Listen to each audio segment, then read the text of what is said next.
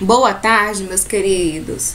Então, por mais que você esteja assistindo esse vídeo pela manhã ou à noite, mas você sabe que o horário marcado, né?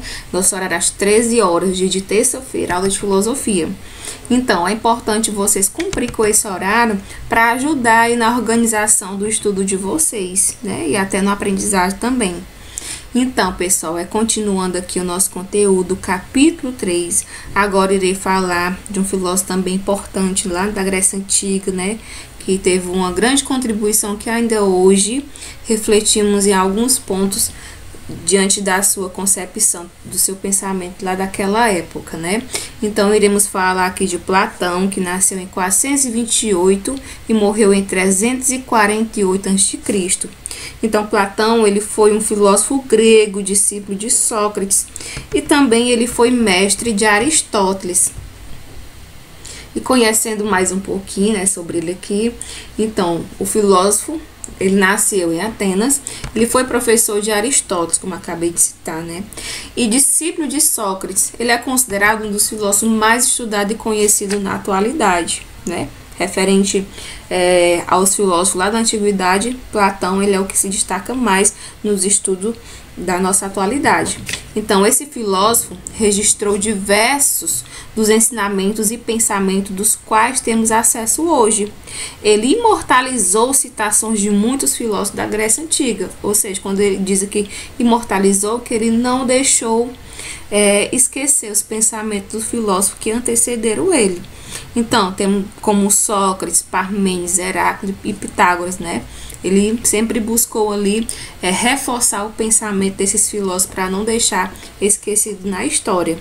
Então, Platão, desde jovem, ele se interessou pela área política, mas rapidamente a liderança política de Atenas o decepcionou. Então, logo abandonou os planos que tinha nesta área.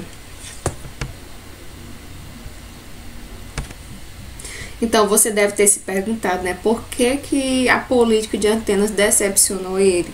Porque, pessoal, ele foi um discípulo de Sócrates, né, e devido às julgações ali do poder público, né, do poder político que fizeram para Sócrates, que Sócrates ele foi obrigado a tomar o veneno, né, ele foi condenado à morte, e aí ele se revoltou com isso. Então, diante dessa decepção que ele teve ali com a política lá de Atenas, ele resolveu desviar o seu pensamento e fazer mais reflexões sobre outras situações.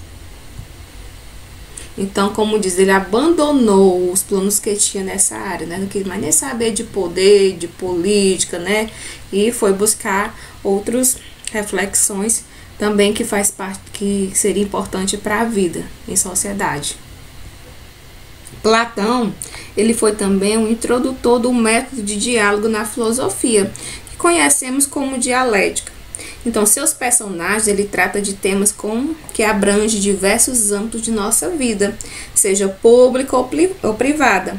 Então, os principais temas que Platão abordou durante a vida dele foram relacionados à arte, à medicina, sofrimento, prazer, política também, justiça, religião, vício, questão de virtude, castigo, natureza humana, também sobre a sexualidade, amor e sabedoria, né? Então podemos ver aí que a história de Platão, se eu for aqui dar aula sobre os pensamentos dele, ele vai durar um dia todo, porque é muito complexo aqui sobre o pensamento de Platão. Então vamos focar nos que se destacaram mais e que hoje são os mais utilizados, né? Também que aparece, né, que surge nas provas de vestibular, nas provas de Enem.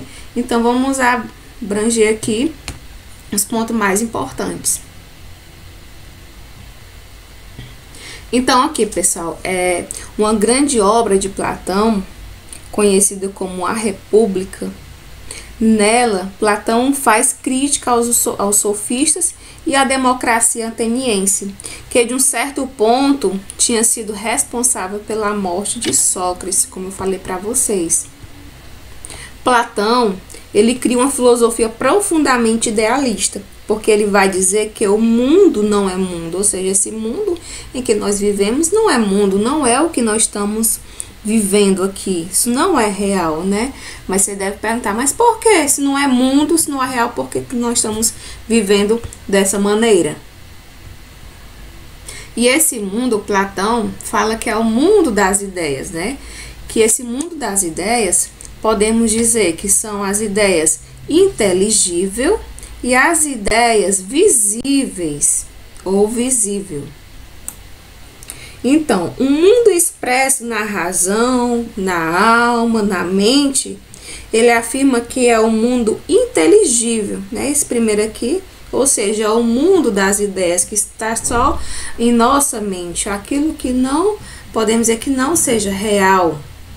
Então, e o mundo sensível? O que ele quer afirmar sobre o mundo sensível? Ele diz que é outro mundo dado pela física, né? Vocês se lembram que nós já estamos sobre a física.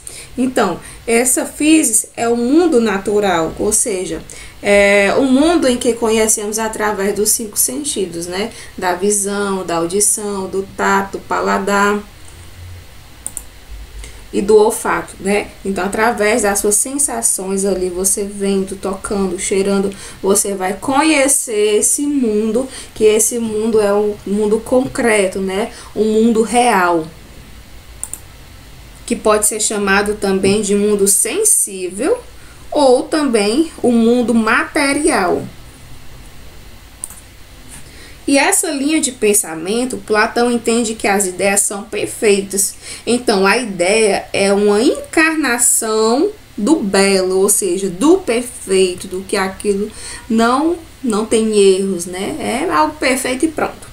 Então, enquanto que esse mundo que nós vivemos, que é o mundo sensível, ou também pode ser chamado de mundo material, ele nada mais é que uma cópia imperfeita do mundo das ideias, né? Ou seja, é aquilo que se transforma, né? Aquilo que muda. Então, podemos, vocês se lembram que nas videoaulas passadas, ou se eu não me engano foi videoaula mesmo, foi videoconferência, não. Eu falei do filósofo Heráclito e Parmênides. Heráclito, ele diz que tudo muda, né? Tudo flui, tudo se transforma. E já Parmênides, ele contrariou a ideia de Heráclito, dizendo que tudo é fixo ali, pode mudar, e o que muda é só a aparência, mas a essência permanece. Então, Platão, ele uniu essas duas ideias desses dois filósofos, que ele também considerava como filósofo muito importante, que Heráclito, ele concordava com o mundo sensível, né? Ou seja, aquilo que se transforma, aquilo que vai se acabar, aquilo que vai mudar. E o mundo inteligível, ele uniu ao pensamento de Parmênides, né? Ou seja, que é o mundo que permanece em nossas mentes, né?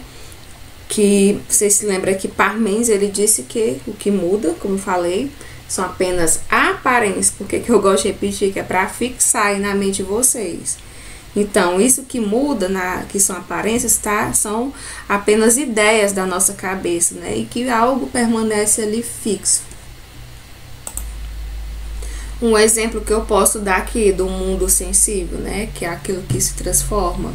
Que meu cabelo, nesse momento, ele tá crescendo, né? Não sei quantos centímetros, não sei que tamanho, mas nesse momento ele tá crescendo, assim como o seu também tá crescendo, né? Como alguma planta ali tá crescendo ou tá morrendo nesse exato momento, né? Então, tudo se transforma, ok?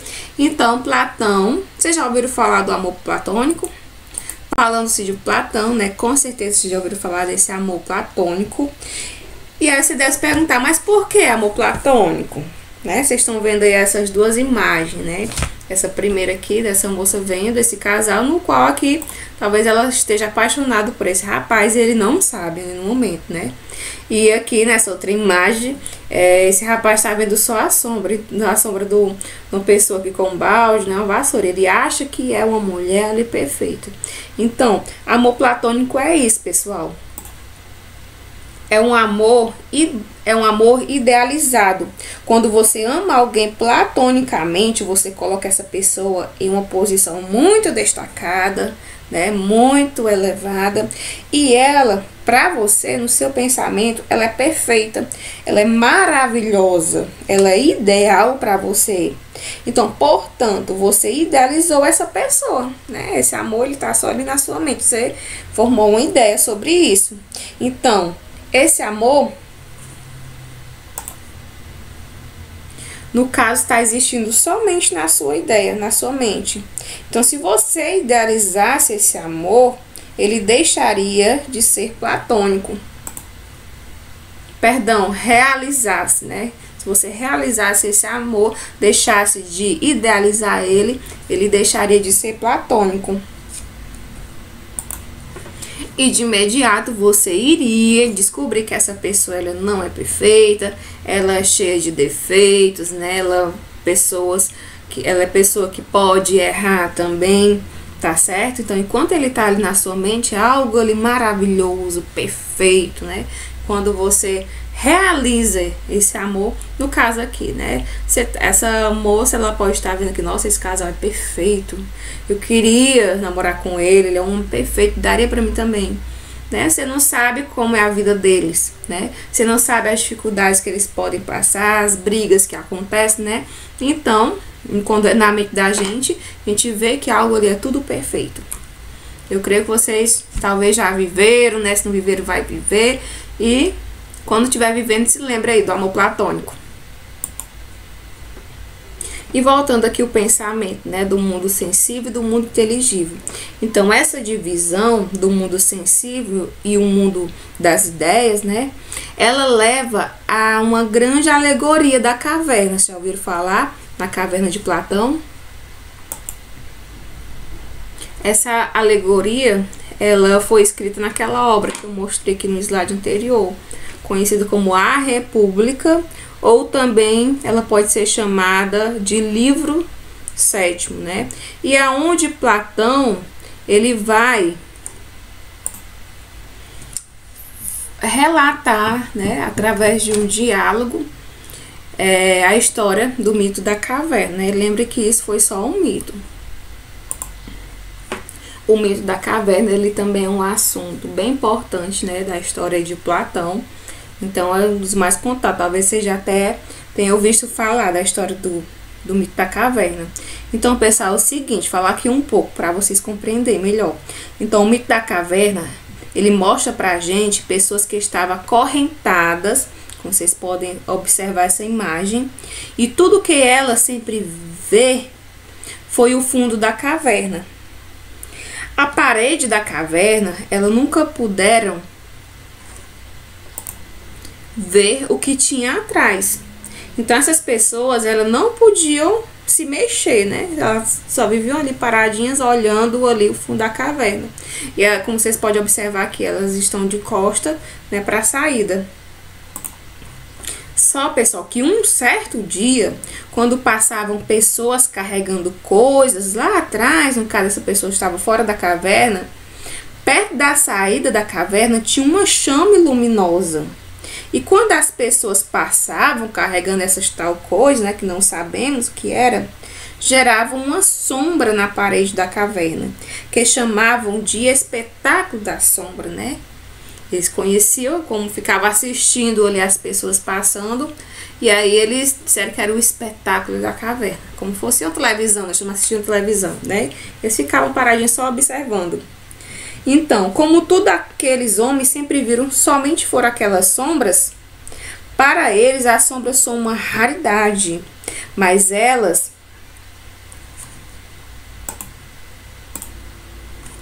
são apenas algo ilusório, né? Não era apenas um espetáculo.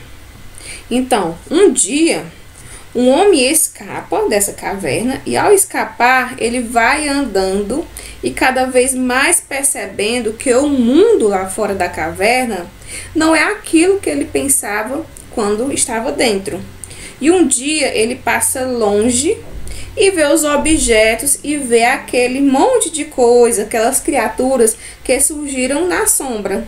Então ele começa a raciocinar e perceber que aquilo que ele via dentro da caverna não era mais que pessoas, não era nada mais que pessoas e animais que passavam por ali próximo. E que o reflexo ali, né, passando perto da chama, do fogo, refletia ali na parede, que era o que ele chamava de espetáculos de sombras. E lá fora, né, quando ele consegue sair, ele vai ter ali seu primeiro choque. Ele dá de cara ali, podemos dizer assim, ele com a luz do sol, né, como ele passou a vida dele toda, desde que nasceu dentro da caverna, então ali a escuridão, né, as trevas, não faz ele enxergar da mesma maneira que ele vê fora da caverna. E nisso ele teve a sua primeira sensação de dor, até se acostumar com o sol. É como nós olhamos para o sol, né? A gente não tem como a gente conseguir olhar ali para o sol, para o céu, né? Quando o sol está quente, sem fazer careta ou sem fechar os olhos, né? Não sei que você esteja com um óculos escuro, mas é impossível você conseguir olhar normalmente para o céu quando o sol ele está muito quente. E o sol, pessoal, na filosofia e também no mito da caverna, é uma ideia do bem, o bem maior, porque o sol ele permite que você veja as coisas. Se lembra, né? Você não consegue olhar para o sol de jeito nenhum. Então, o sol é uma metáfora para a verdade. Você não consegue olhar para o sol, mas para uma verdade. Ou seja, você consegue olhar o mundo em sua volta e entender o que está conseguindo acontecer, mesmo que seja verdade ou que seja mentira, mas você consegue entender ali o que está acontecendo em sua volta. Então, pessoal, depois que esse filósofo se liberta, depois que esse filósofo, mudar só aqui a imagem, depois que esse filósofo se liberta da caverna, e fora dela é o mundo das ideias e dentro é o mundo sensível material. Você se lembra que as ideias está relacionada ao mundo inteligível, né? Que é aquilo dali que está só em sua mente. E dentro é o mundo sensível, né? Ou seja, o material.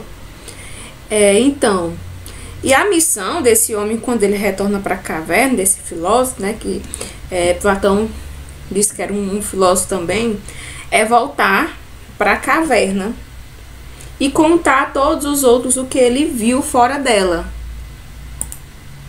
Aí por que filósofo? Porque Platão nomeou como um filósofo? Porque ele saiu dali através da sua curiosidade, né? Querendo respostas, né? Pensando, refletindo tudo aquilo que ele viu. Então, todo mundo é sujeito a ser um filósofo através de suas reflexões. Então, quando ele chega contando o que ele viu fora da caverna, alguns de seus companheiros ficam admirados e outros já ficam desconfiados. Será que ele está mentindo? Ele está inventando para nós sair e correr o risco de morrer lá fora. Então, esses que ficam desconfiados, eles ficam com medo do prisioneiro que voltaram do exterior. Este homem, né, que chega contando que existe lá no exterior da caverna. E aí eles se revoltam com esse homem, né, com esse filósofo, e decide silenciá-lo ele. Como é que ele decide silenciá-lo ele? Então, o prisioneiro, esse que retornou do exterior da caverna, ele é espancado até a morte, né? Então, os outros espancam ele até morrer. Então, lembra que esse aqui é um mito, né? Então, não é algo que realmente aconteceu. É só um mito que Platão criou para podermos refletir e que nos mostre, né, o nosso comportamento, o nosso cotidiano, a maneira como nós lidamos com a diferença. Então, Platão ele afirmava que somente através da razão podemos entender o que nos cerca. Então, por isso, essa alegoria da caverna, né, de Platão, nos ajuda a pensar que somos como um prisioneiro, que aprendemos só com a experiência. Ou melhor, nós enxergamos apenas o que vemos e não o que refletimos sobre isso. Então, temos que treinar, né, a nossa razão, pois o que a visão nos mostra é o que existe realmente. Então, no mundo sensível, e neste caso, tudo que flui, nada é eterno. Então, esse charge aqui, né, tem até no livro de vocês, que mostra que como nós estamos prisioneiros, né, na nossa atualidade, as tecnologias, né, nós estamos, hoje em dia, quem é que consegue viver sem um aparelho celular, sem internet? Não tem quem consiga mais, né? Então, nós estamos prisioneiros a isso, estamos deixando passar momentos muito importantes da nossa vida para estar aprisionados a essas tecnologias, né, do nosso mundo atual. Então, nessa obra, ainda falando dessa obra, né, de Platão, também conhecido como Livro Sétimo, Platão ele usa os personagens de Glauco, que foi um filósofo também do período dele, e como se ele tivesse uma conversa com Sócrates, né? A obra toda, essa do Mito da Caverna, ela é toda feita em um diálogo. E aí esses dois, né, o Glauco e Sócrates, ele discute com o personagem na obra dele. E eles comentam se aquele cara que voltou para contar tudo o que viu não correria o risco de ser tomado pelos outros que lá estão na caverna. E a caverna, acostumada com tudo aquilo, né, que ele não iria ser visto como um louco e que eventualmente aqueles que estão presos na caverna não tentariam matar. Mas desse diálogo, né, não foi o que realmente aconteceu na história, né, porque teve o diálogo e teve a história. Foi contado de duas maneiras, através do diálogo e o que realmente aconteceu. Mas como falei, né, quando ele retorna, ele é espancado até morrer. Então, vocês se lembram lá daquele filme, o Matrix, que eu coloquei um trecho para vocês verem?